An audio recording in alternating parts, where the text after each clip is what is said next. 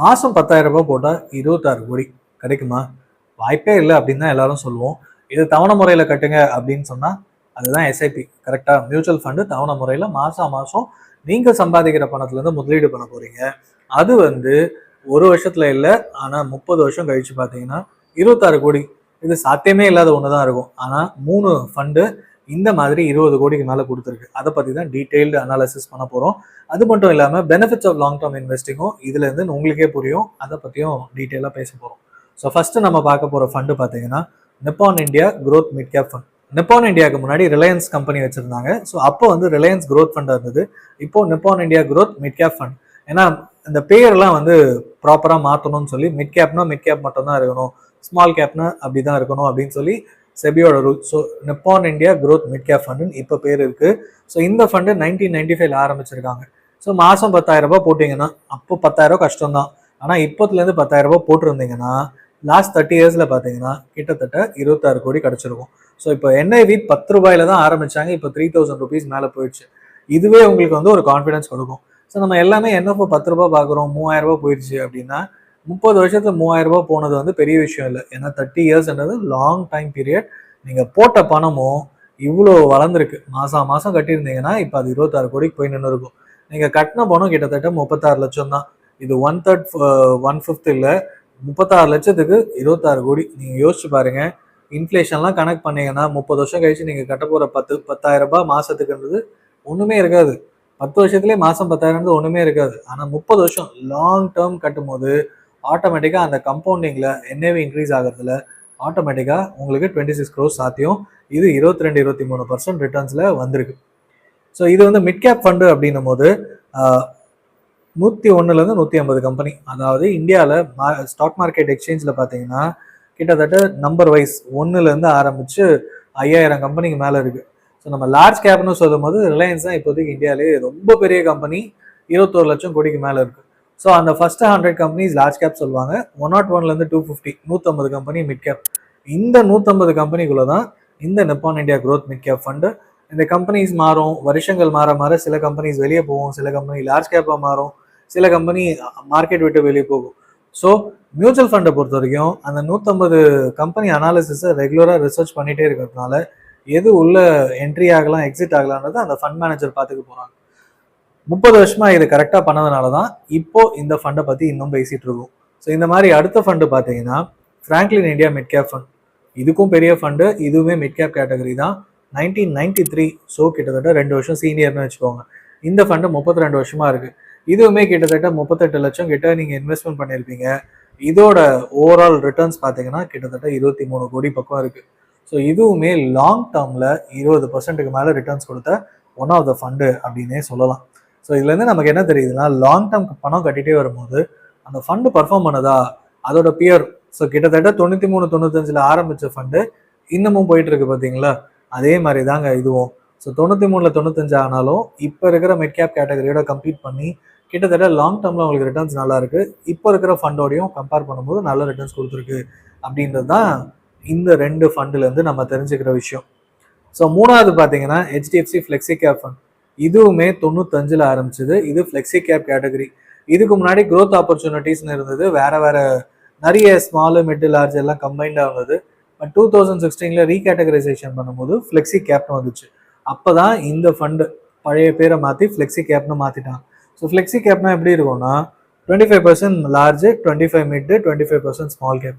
Remaining 25% இந்த மூணுத்துல எது வேணா வச்சுக்கலாம். So based on market condition, fund manager decision. இந்த 31 வருஷத்துல இந்த HDFC ஃப்ளெக்ஸி கேப் பார்த்தீங்கன்னா அதே மாதிரி கிட்டத்தட்ட 36 லட்சத்துக்கு மேலே இன்வெஸ்ட்மெண்ட் பண்ணியிருப்பீங்க. கிட்டத்தட்ட 22 கோடிக்கு மேலே கொடுத்துருக்கு. ஸோ லாங் டேர்மில் ஒரு 20 கோடிக்கு மேலே கிடைக்குமா, என்னாலலாம் இன்வெஸ்ட்மெண்ட் பண்ணி கிரியேட் பண்ண முடியுமான்னு இப்போ யோசிக்கிறீங்கன்னா அடுத்த 30 வருஷத்துல இதே மாதிரி பணம் போடுங்க. இதே ஃபண்டு போடுறதுக்கு நீங்கள் அனலைஸ் பண்ணிக்கோங்க.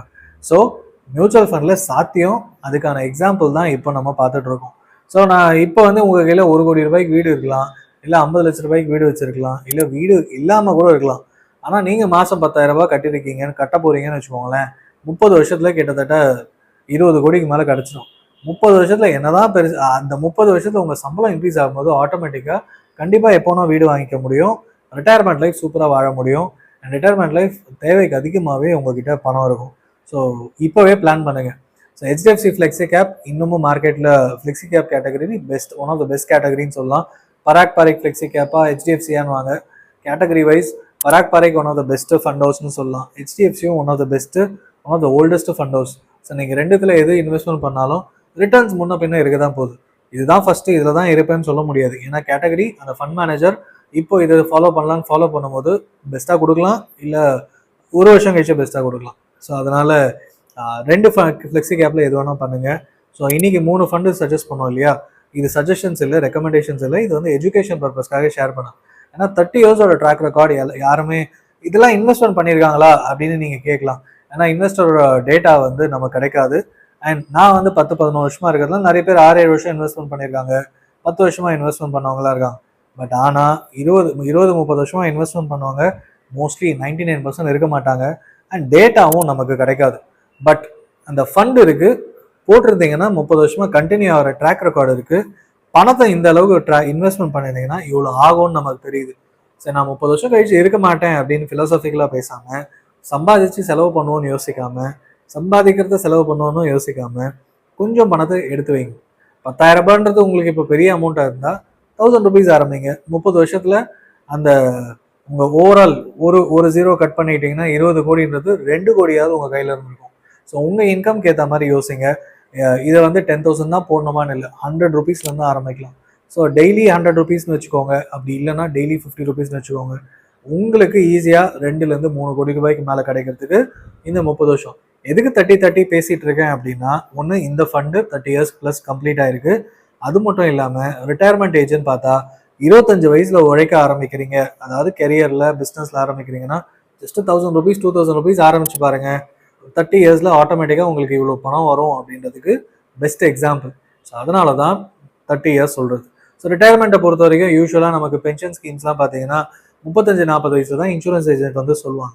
அதுவுமே எனக்கு 1 கோடி ரூபாய் வேணும் அப்படின்னா 20 வருஷம் கழிச்சு 1 கோடினா அப்போ ருபி வேல்யூ டிப்ரிசியேஷன், இல்லை எனக்கு 5 கோடி வேணும் அப்படின்னு கேட்டிங்கன்னா இன்னும் கொஞ்சம் அதிகமாக premium கட்டணும்வாங்க.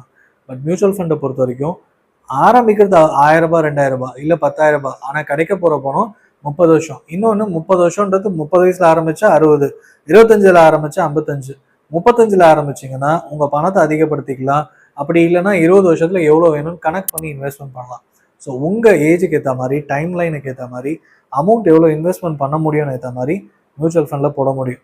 And benefits of long term investing இதுதான். ஸோ லாங் டேர்மில் போடும்போது நம்ம எதிர்பார்க்காத அமௌண்ட் கிடைக்கும். ஸோ இது வந்து பணக்காரன் மட்டும்தான் போட முடியும்னு இல்லை, யார் வேணால் போடலாம். ஸோ 1000 ரூபாய் இருக்கா, தாராளமாக ஸ்டார்ட் பண்ணுங்கள். மாதம் 1000 ரூபான்றது நீங்கள் ஒரு 10,000 15,000 சம்பாதிச்சாலும் இன்வெஸ்ட்மெண்ட் பண்ணக்கூடிய தொகை. இதை ஆரம்பிச்சிங்கன்னா நீங்கள் 30 வருஷத்தில் 2 கோடி. டிப்ரிசியேஷன்லாம் ஆகும். இப்போவே 1000 ரூபாய் ஆரம்பிக்கிறீங்கன்னா ஒரு 5 வருஷத்துக்குள்ளே இன்னும் ஒரு 2-3 ஆயிரம் ரூபாய் ஆரம்பிக்க முடியும். ஸோ 30 வருஷம் கழிச்சு கிட்டத்தட்ட ஒரு 6-7 கோடி தாராளமாக சேர்க்க முடியும். என்னால் வீடே கட்ட முடியல அப்படின்னு யோசிக்காதீங்க. பணம் தாராளமாக சேமிக்க முடியும். பணத்தை வச்சு 30 வருஷத்துக்கு டைம் லைனில் நீங்களும் மிகப்பெரிய கோடீஸ்வரனாக ஆக முடியும். ஸோ 30 வருஷம் கழிச்சுன்னு யோசிக்காமல் அது பாட்டுக்கு கண்ணுக்கு தெரியாமல் சேரட்டுமே. நீங்கள் வந்து என்ன பண்ண போகிறோம், நம்ம பாட்டுக்கு சம்பாதிக்கிற பணத்தை செலவு பண்ணி ஜாலியாக இருக்கலாம். லைஃப்பில் பைக் வாங்கணும், கார் வாங்கணும், வீடு வாங்கணுன்ற விஷயம்லாம் 30 வருஷத்துக்குள்ள தானாக பண்ணுங்கள். ரிட்டையர்மெண்ட்டை இந்த மாதிரி பிளான் பண்ணி விட்டுருங்க, தானாகவே பணம் சேரும். ஸோ லாங் டேர்ம் இன்வெஸ்டிங்னு யோசிக்கும் போது நிறைய பணம் வேணால் கொஞ்சமாக இன்வெஸ்ட்மெண்ட் பண்ணாலே கோடிக்கணக்கில் சேர்க்க முடியும் அப்படின்றதுக்கு இந்த 3 ஃபண்டு பெஸ்ட் எக்ஸாம்பிள் சொல்லலாம். இதை நீங்கள் ஃபர்தர் அனலைஸ் பண்ணிவிட்டு எஜுகேஷன் பர்பஸ்க்காக ஷேர் பண்ண 3 எக்ஸாம்பிள் இது எக்கனாமிக் டைம்ஸில் இந்த டேட்டா கொடுத்துருந்தாங்க. ஸோ இது வந்து நம்ம ஆடியன்ஸ்க்கு இது யூஸ்ஃபுல்லாக இருக்கும் அப்படின்னு பார்க்குறோம். ஸோ இதை நீங்கள் ஃபர்தர் அனலைஸ் பண்ணிவிட்டு வேறு ஏதாவது டவுட்ஸ் இருக்குது அப்படின்னாலும் கீழே கமெண்ட் பண்ணுங்கள், நான் உங்கள் டவுட்ஸை கிளாரிஃபை பண்ணுறேன். மியூச்சுவல் ஃபண்ட் பற்றி நிறைய தெரிஞ்சுக்கணுன்னா ஆன்லைன் கோர்ஸ் இருக்குது, மந்த்லி வெபினார்ஸ் இருக்குது, ஜாயின் பண்ணிக்கோங்க. தேங்க்யூ ஃபார் வாட்சிங்.